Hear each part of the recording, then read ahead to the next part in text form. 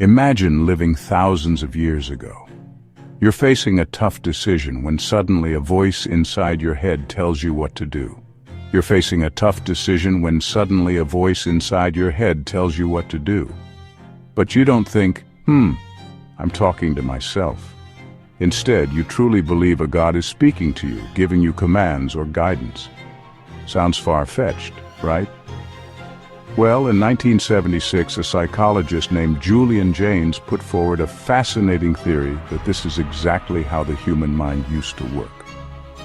It's called the theory of the bicameral mind, which basically means a two-chambered mind. And it might just change the way you think about thinking itself. Jaynes argued that ancient humans, even as late as ancient Greek times, didn't experience consciousness the way we do today. Instead of a single, unified mind, they had a split mind with two parts. One part of the brain spoke, in other words, it generated a voice in their head, and the other part listened and obeyed. Crucially, people experiencing this didn't realize the voice was coming from their own mind. They believed it was an external voice, often interpreted as the voice of a god or spirit giving them orders. In simple terms, early humans had no introspective self-awareness saying, I'm thinking this through. If they felt a strong urge or thought, they heard it as a literal voice telling them what to do, and they just followed along. Jaynes described this bizarre setup as a bicameral mind, meaning two chambers, like a house with two rooms, a commanding room and an obeying room. The commanding side, let's say the right side of the brain, would speak with authority, and the obedient side, the left side, would listen. And because people didn't realize the voice was themselves, they attributed it to gods, ancestors, or supernatural forces. It's a wild idea, your everyday decisions and emotions, but you think someone else in the sky is telling you what's going on. Jaynes believed this was the normal state of mind for humans up until about 3,000 years ago. So, how do we know this might have been true? Let's look at what ancient people wrote and did. If the bicameral mind existed, we'd expect to see clues in ancient stories and writings. And we do.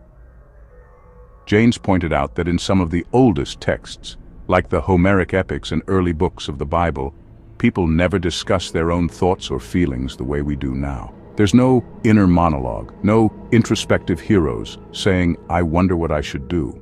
Instead, the gods are always in charge. Take Homer's Iliad, for example. The characters are legendary Greek heroes, but they don't sit around pondering moral dilemmas or weighing options internally. Every important decision or burst of emotion is attributed to a god's influence. If a warrior is angry, the text might say Apollo or Athena put rage in his heart. In fact, one famous scene describes Achilles, the greatest Greek hero, ready to kill his commander in a fury, until the goddess Athena suddenly appears and tells him to stop. He hears her voice, though others don't. And he obeys. There's no Achilles reconsidered because he thought better of it. It's a God's voice that compels him. Jaynes believed moments like this weren't just poetic license. They reflected how people of that time actually experienced their own thoughts. The muses that poets like Homer invoke at the start of epic poems, "Sing, O muse of the wrath of Achilles," were, according to Jaynes, not metaphorical at all. Homer might have literally heard a guiding voice he called a muse, dictating the poem. Similarly, in some of the earliest parts of the Old Testament, prophets and leaders constantly hear the voice of God giving them instructions, and there's little description of personal reflection. Words for mental processes or self-aware thought are very scarce in these ancient texts. It's as if people at the time didn't have a concept of a mind that thinks by itself. Instead, a deity was thought to be doing the thinking for them, via voices and visions. This is exactly what the bicameral mind theory predicts: decision-making by hallucinated voices rather than by conscious deliberation. Obviously, today, most of us don't hear voices commanding us, at least we hope not. So what changed? Jaynes theorized that the bicameral mindset broke down over time, ushering in modern conscious thought.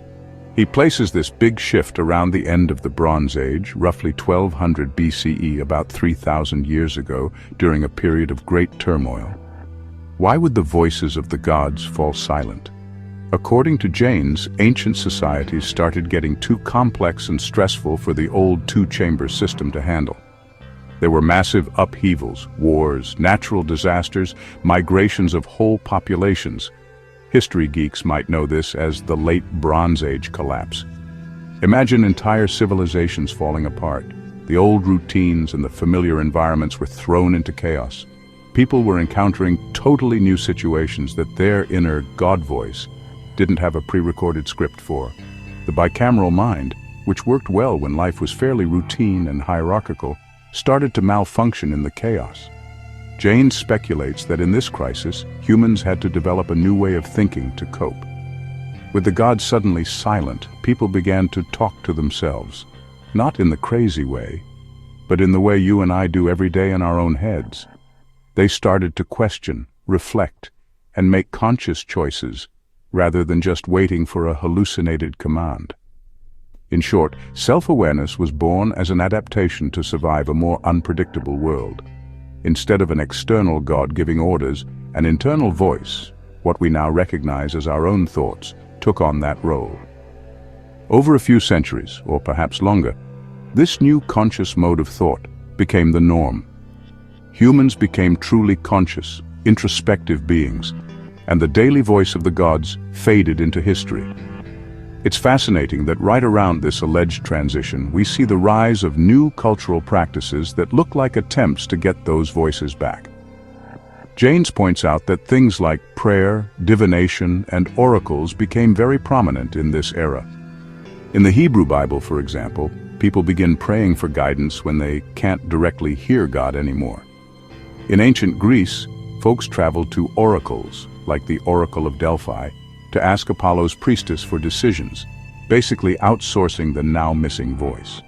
In other words, society invented external ways, prophets, oracles, omens, to simulate the old internal gods that had guided them before. It was a kind of transitional phase. People were gradually learning to think for themselves, but that loss of divine guidance was scary, so they looked for it in religion and ritual. So today we have a conscious mind. We know the voice in our head is our own, and we don't attribute every thought to a god or spirit. But Jaynes believed that the bicameral mindset hasn't vanished entirely. Echoes of it are still with us.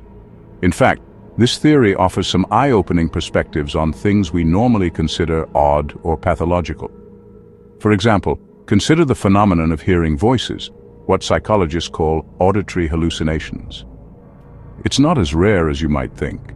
Research suggests up to about 10% of people will hear a voice when nobody is there, at least once in their life. And most of these people are not schizophrenic or mentally ill. Often it happens under extreme stress or bereavement, or even in intense prayer or meditation. Have you ever been alone and thought you heard someone call your name only to find no one there? That eerie experience might be a tiny throwback to the bicameral mind. Jaynes suggested that schizophrenia, a condition where individuals frequently hear commanding voices, could be a vestige of the bicameral state. In other words, the brains of people with schizophrenia might be slipping back into that old mode, where one part generates voices that the other part experiences as external commands. It's a controversial idea, but it's intriguing, especially since modern brain scans show that when schizophrenics hear voices, certain areas in the right hemisphere, the side Jaynes thought used to speak in bicameral times, become very active. Even in children, we might see bicameral echoes. Ever notice how common imaginary friends are? Many kids invent invisible companions or talk to their stuffed toys as if they're alive.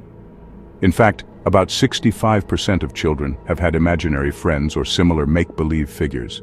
Young kids also sometimes hear comforting voices or have trouble distinguishing fantasy from reality. Jaynes thought that children develop consciousness gradually, kind of recapitulating our species' history. In early childhood, the mind is more bicameral. A kid might happily converse with an imaginary pal, but as the child grows, they integrate their brain functions and develop a single self-aware mind.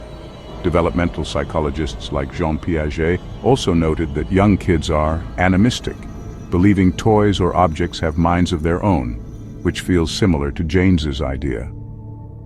The imaginary friend, in this view, could be a modern child's version of a personal God voice that eventually goes quiet as the brain matures.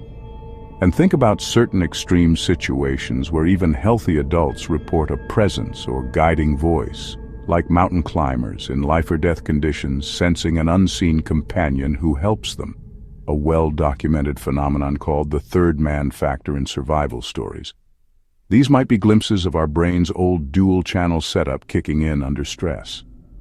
Our modern minds generally keep the voices in check, packaging them as our own inner speech. But at the edges of experience, in trauma, in trance, in creativity, sometimes that old hallucinated guidance system peeks through, even today. Now you might be thinking, this all sounds pretty out there. You're not alone. Many scientists and historians were, and still are, skeptical of Jaynes's bicameral mind theory. It's hard to prove. Some details, like the exact timing and causes, are debated. But whether it's right or wrong, this theory has had a big impact on how we think about consciousness and human history. For one, Jaynes's ideas in things and religions in a new light. The notion that gods and spirits in old stories were actually a manifestation of human psychology is a powerful insight. It suggests that religion could have originated from people in their own minds and assuming it must be a deity. As Jaynes noted, ancient people had gods everywhere, in every tree, river, and household, and perhaps that's because each person's bicameral guiding voice they personified as their god. This theory bridges the gap between psychology and religion by proposing a psychological explanation for divine voices.